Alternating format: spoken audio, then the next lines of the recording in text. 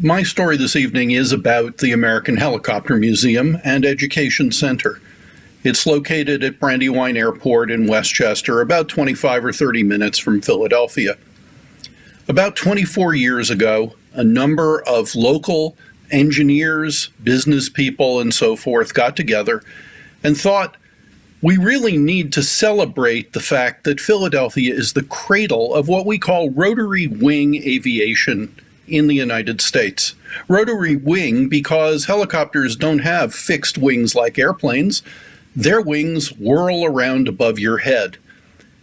Rotary wing aviation really took flight here in Philadelphia. And so those original founders, one of whom was my law partner, Treb Lipton, put together a museum. They bought a hangar at the airport. They gathered historic aircraft and began to figure out what it was to have a display. What they knew was that helicopters are somehow magical. Just ask any 3-year-old. Just ask anyone who sees a helicopter, or better yet, hears a helicopter going overhead. We all become a little bit like Radar O'Reilly on MASH. We listen, and then we yell, "Choppers!" Choppers because that's the name that was given to those little helicopters that rescued so many wounded soldiers during the Korean War.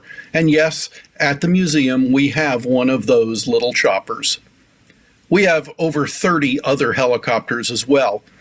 And over the years, we have grown into our name, which is not only the American Helicopter Museum, but also says and Education Center, because we are one of the most important STEM education museums in our region. We teach kids about science and technology and engineering and math. In fact, we have a program that is specifically run for young women from ages 8 and up that teach them these subjects. Subjects like aeronautics, like environmentalism, like chemistry and physics, electronics and robotics. Our museum now has a collection that spans from the very earliest helicopters built for the military during the 1940s to a man-powered helicopter that actually managed to lift off, rise to an altitude of about 10 feet and hover in place for more than a minute, just with one man pedaling his heart out. That's the kind of thing that is exciting about our museum. That's the kind of thing that got me involved when my partner, the founder of the museum, Treb Lipton, decided to retire and called me into his office one day and said, "You're inheriting a museum." And I have worked with the museum for the last 14 years for that reason.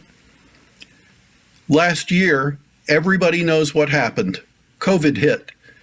Children could no longer come to the museum.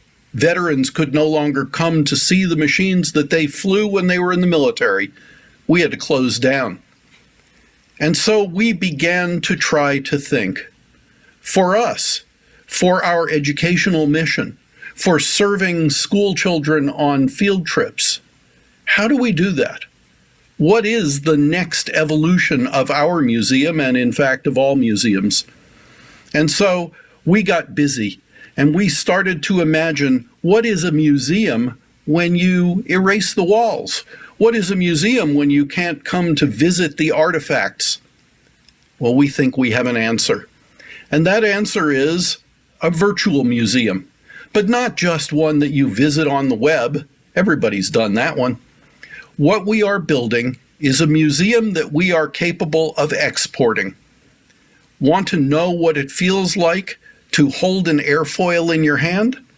We're building a system that will allow anyone with a $99 three-dimensional printer to actually download and print one, so that any school, whether that school is in West Philadelphia, West Germany, or Islamabad, will be able to directly experience our museum.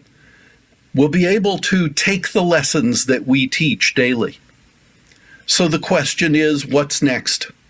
Well, I think Alan Kay who invented laptop computers, probably said it best.